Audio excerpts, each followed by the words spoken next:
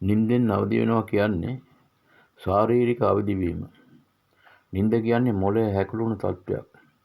උදෑසන හිරු පායනවා සමග මොළේ පිබිදෙන්න පටන් ගන්නවා. එතකොට අපි අවදි වෙනවා. හුඟක් දෙනා හිතන්නේ උදෑසන ශාරීරික අවදිවීම තමයි එකම දේ.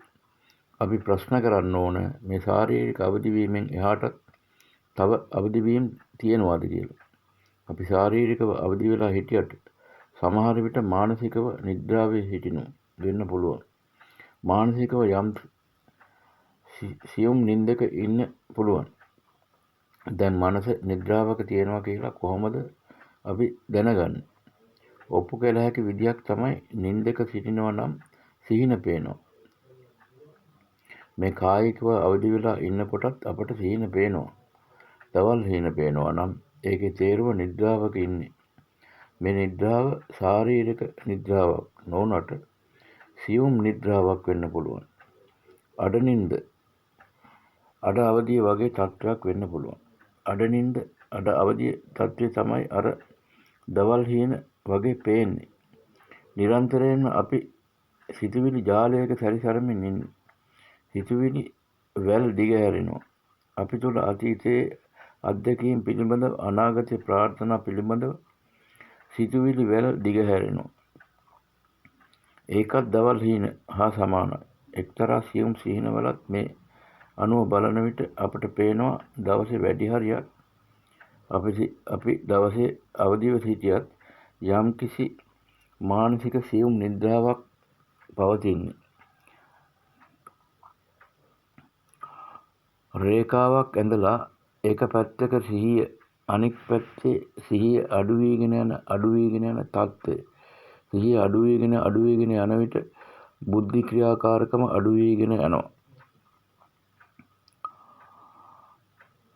බුද්ධිය යටපත් වෙනවා. එතකොට මතුවෙනවා උපවිඥානය. උපවිඥානය කියන්නේ අපේ උඩු සිතට යටින් තියෙන විවිධ චේතනා විවිධ ආශාවල් එකතු වෙලා තියෙන තැන. උපවිඥානයනුත් එහාට සිහිය අඩු වීගෙන යන විට අර ගැඹුරු නිින්දේදී වගේ අවිඥාණයට වැටෙනවා. එතකොට තමා ඉන්නවද කියලාවත් එහිදී දැනෙන්නේ නැහැ. එතකොට මේ අවදි වීම සිදුවන්නේ අවදි වෙනවා කියන්නේ අඩු සිහියකින් වැඩි සිහියකටපත් වෙනවා. හැම විටම අවදියක් වෙන විට තිබුණ සිහියට වඩා වැඩි සිහියකටපත් වෙනවා. දවසේ වැඩි කොටසක් අපි ඉන්නේ මානසික නින්දකට අහු වෙලා. මානසික නින්දෙන් අවදි වුණාම තමයි අපට යථාර්ථය පේන්නේ.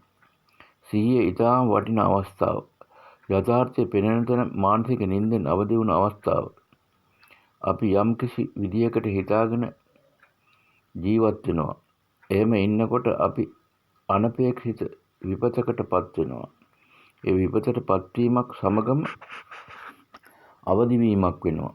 අපිට හිටි ගමන් අසාධ්‍ය රෝගයක් හැදෙනවා. එවිට මම කවදාකවත් රෝගී වෙන්නද කියලා හිතාගෙන හිටියා. අපි සමහර වෙලාවක වංචාවකට අහු වෙලා ඉන්න වෙලාවක අපට පෙනී තිබෙනවා කොයිතරම් මුලාවකද අපි හිටියේ කියලා. මානසිකව අවදි වෙනවා කියලා කියන්නේ මනසේ මුල් කරගෙන සිටින මුලාවකින් අවදි වීම. මුලාවකින් අවදි වෙන විටම ඔබ වැඩි සිහියකටපත් වෙනවා. මනසේ අඩු නිද්‍රාව තුළ යම්කිසි සිහිනයක් මනසේ ජීවත් වන විට මානසික නින්දේ සිටින විට මෝහය කියලා කියනවා. යම්කිසි මුලාවකින් වසඟ වී සිටීම. එවිට යථාර්ථය නොපෙනේ. යම්කිසි ආකාරයකින් විපතක් ගැටලුවක් ආවිට මොහොතකට මෝහය නැති වී අවදි වෙනවා. විපතකදී අවදි වීම වේදනාකාරී. ඒ නිසා වැදගත් වෙන්නේ විපතකට මුහුණ දෙන්න ඉස්සර වෙලා අවදි වීම සිටීමයි. අපි ඉඩ දෙන්න හොඳ නැහැ. විපතකට අපිව අවදි කරන්න. යථාර්ථය කීවාම මොකකටද යථාර්ථය කියන්නේ? සත්‍ය කුමක්ද? යථාර්ථය කුමක්ද? යථාර්ථය කියවම හැම විටම යමක් පිළිබඳ යථාර්ථය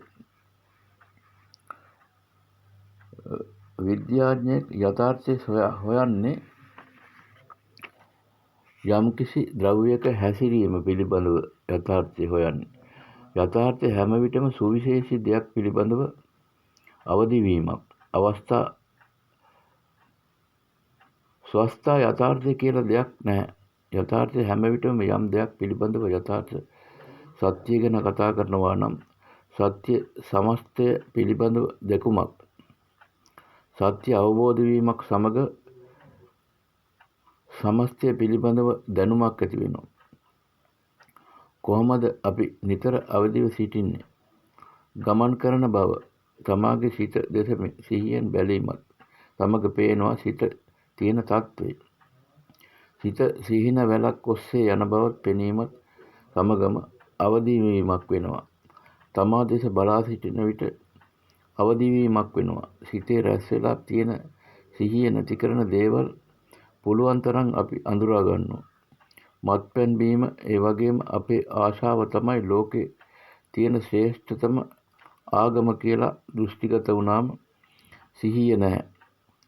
සිහිය නැති නිසාට ඕනෑම දෙයක් කරන්න පුළුවන්. හරි භයානකයි. යම්කිසි අදහසකින් වසඟ වුණාම බුද්ධිය විචාරයේ විවෘත බව වැඩ කරන්නේ නැහැ. එතකොට ඔහුට පේන්නේ ඒ දේම පමණයි.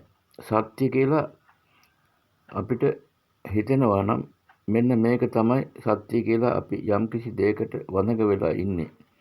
අපි පුළුවන් තරම් හඳුනා ගන්න ඕන තමාගේ සිහිය වසන දේවල්, තමා වසඟ වෙන දේවල් මමම හරි අනිත් සියල්ල වැරදි කියලා හැඟෙනවා නම් මම වසඟ වෙලා අඩසිහියෙන් අවදි වෙන්න අමුතුවෙන් අරගලයක් කරන්න ඕන නැහැ. අසත්‍ය ලෙස දැකීමත් සමගම අවදිවීමක් සිදු වෙනවා. යථාර්ථය බුද්ධියට සම්බන්ධයි. බුද්ධියෙන් තමයි යථාර්ථය පෙනෙන්නේ. සත්‍ය අවබෝධ වීමත් සමග අපි අවදි වන්නේ කුමකටද? මේ සිහියට පුළුවන් යථාර්ථයක් ඉක්මවලා අවදි වෙන්න. යථාර්ථයක් ඉක්මවලා බලන විටයි සත්‍ය පෙනෙන්නේ. සත්‍ය තියෙන්නේ. යථාර්ථය ඉක්මවලා බලන විට විශ්වයේ තියෙන පරම ශක්තිය අපේ සිතට අහු වෙනවා. විශ්වයේ පරම සාරය අපට ස්පර්ශ කරන්න පුළුවන්. අපිට හඟින්න පුළුවන්. අපිට අත්දකින්න පුළුවන්. මේක නිකම් අදහසක්, විශ්වාසයක් නෙවෙයි. ඒක සජීවී පණ තියෙනවා අදහසක්. විශ්වයේ සාරය සවිඥානිකයි. විශ්වයේ සාරයේ තියෙනවා විඥානයක්.